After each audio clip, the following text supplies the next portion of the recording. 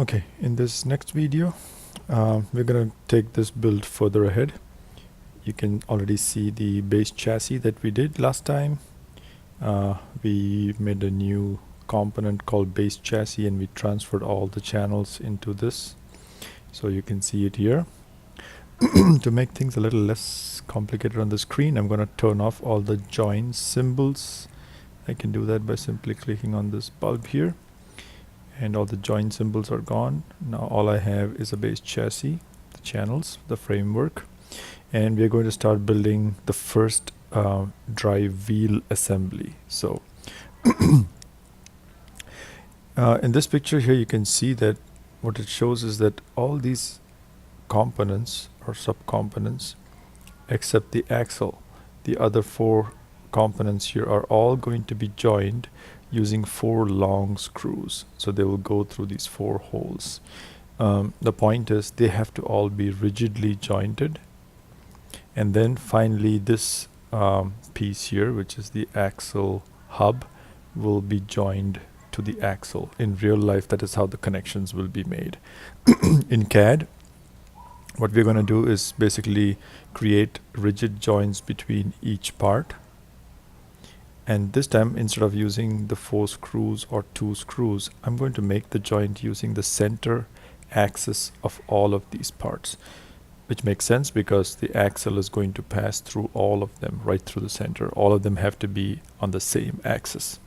So let's get started and do that.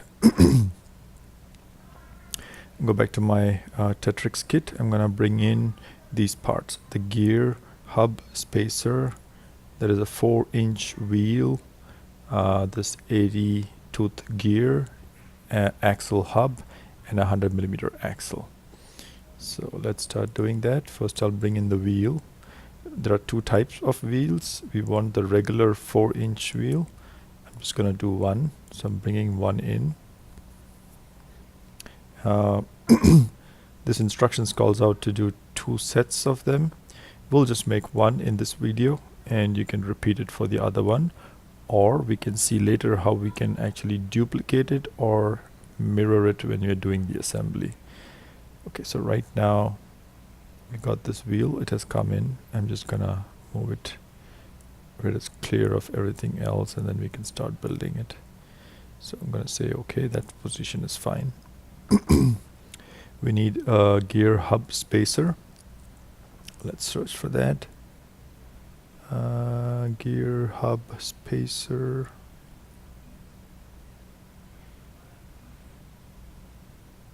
Here's a gear hub spacer, so I'm gonna bring that one in. You can ignore all these errors that are showing up right now. There are certain things that have to be done a certain way in Fusion that might throw errors, but we will get into that details much later. Right now, let's just concentrate on learning how to assemble parts. Okay, so I got the spacer. I'm going to say okay.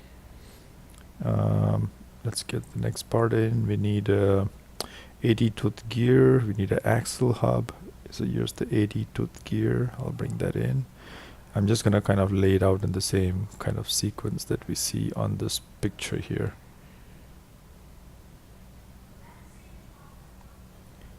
Just waiting for the gear to come in.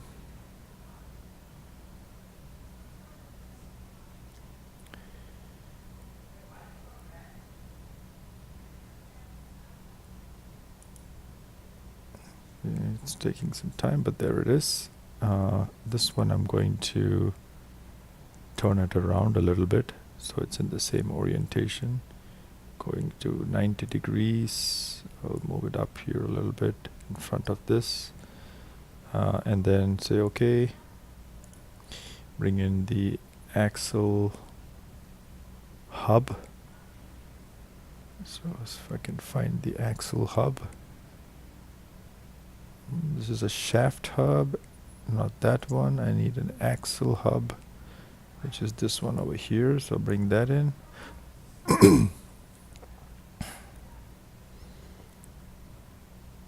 As you can see, they're all coming in with a link to the original part in the Tetrix kit. We're gonna also later on break all those links like we did for the others. So here's the axle hub. Position it in front of this one here. And then finally we need the axle itself, 100 millimeters. So let's get the axle. That is, where's the axle? Here it is, 100 millimeter axle.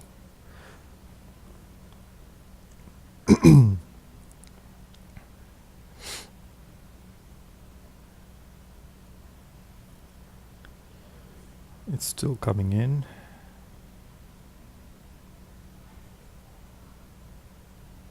Here we go. So we have an axle now.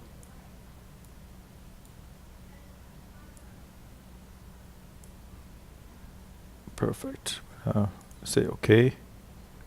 Just gonna turn it around. As you can see, they're all a little bit out of alignment, but it's okay. We're gonna make joints right now, so it doesn't really matter. Let's start by joining each of these individual parts. So first I'm going to take the gear spacer here and add it to the wheel.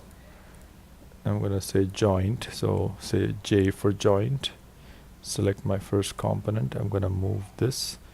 Since this face over here has got to align with this face over here, basically those two faces should touch, so I'm going to pick either the face and the center of the face, or I like to do it with this edge over here because we know that edge is going to go right up to the wheel. Take that.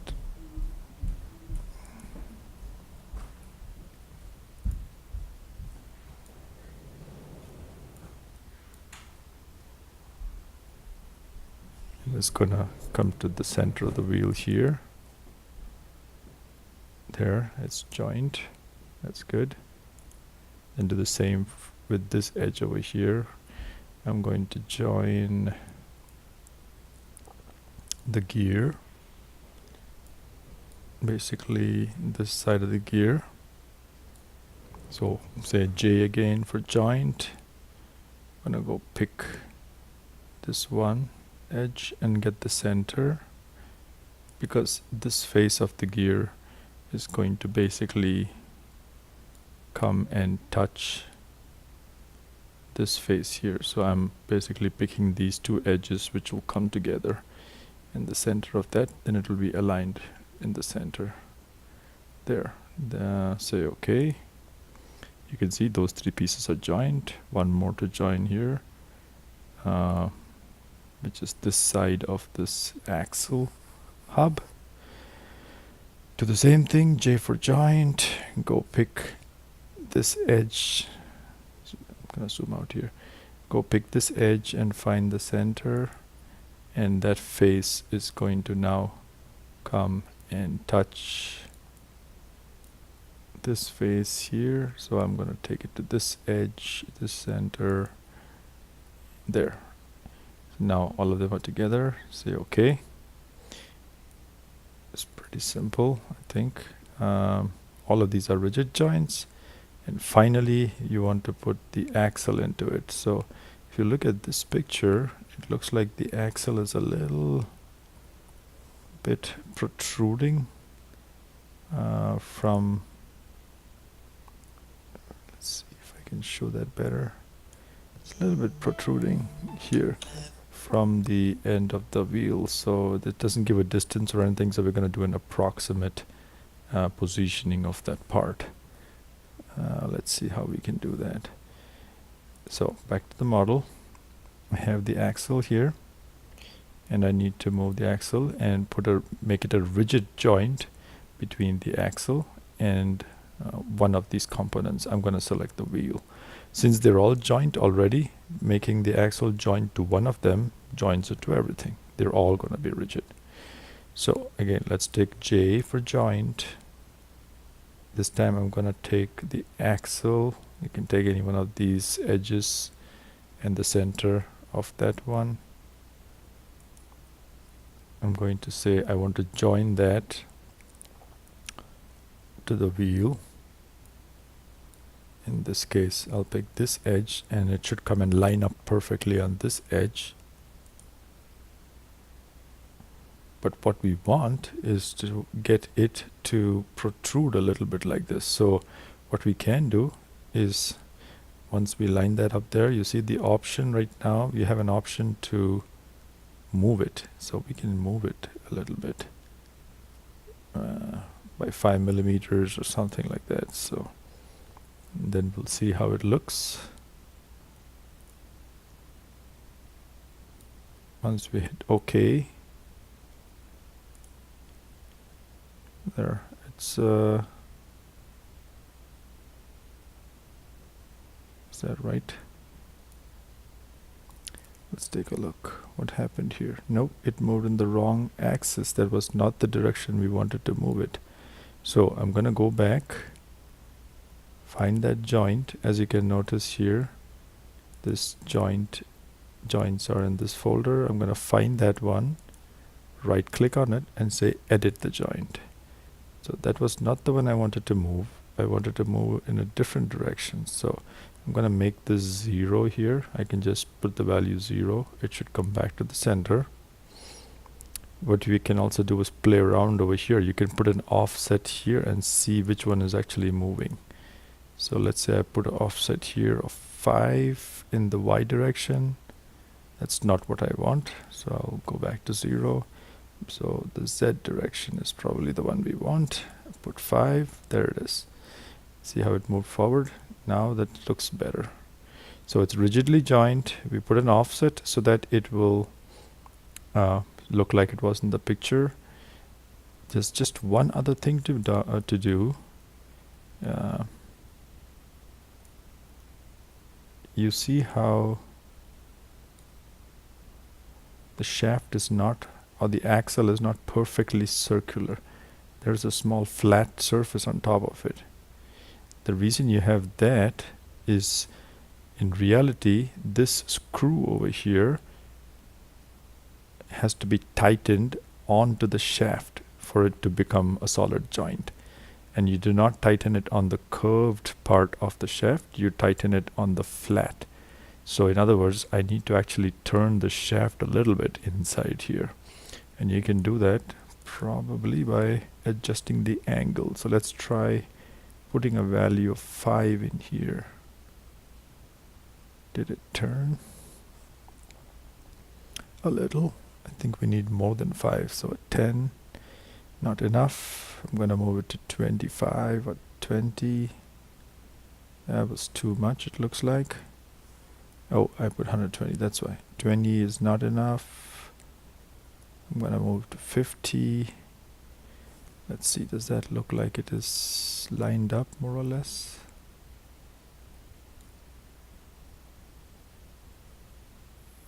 Yes, maybe 45. And it might be different on yours. You might have to figure out how much exactly to move. But it should look approximate like that. So let's just say from the front view, you see how the slot here, or the flat on the axle, is now lined up with this screw. That's how it's normally tightened down. That looks good, and I'm going to say that this is done. We have made one wheel assembly and rigidly locked everything. When you put this into the channel and into the bushing, it will now you can make a revolute joint, but we'll see that later. To finish this up, I'm just going to clean up again, break all the links of all the subcomponents that we bought in here, and then, like we did before, we probably should also organize it a little bit better. And like we have over here a base chassis that we created with all the remaining channels, we're going to make another component called drive wheel 1. So let's do that. Let's go to the pushbot, top level, right click, say new component. You see the component here. Click on it once, twice, and now you can edit it. I'm going to call it drive wheel 1 because this is the one of the drive wheels. Enter. And what I want to do is take these components that we just used, these 5 components, and drag it and drop it into drive wheel. So you'll see that the joints also came with it, and now we have the drive wheel as one assembly component. So now we have 2 assemblies. We have a base chassis assembly and we have a drive wheel 1 assembly. Again, this is very useful because the whole thing is now nicely organized, and as you go forward with your build, you don't have a lot of parts in your tree over here. You will have very neatly organized parts. That's it for this video.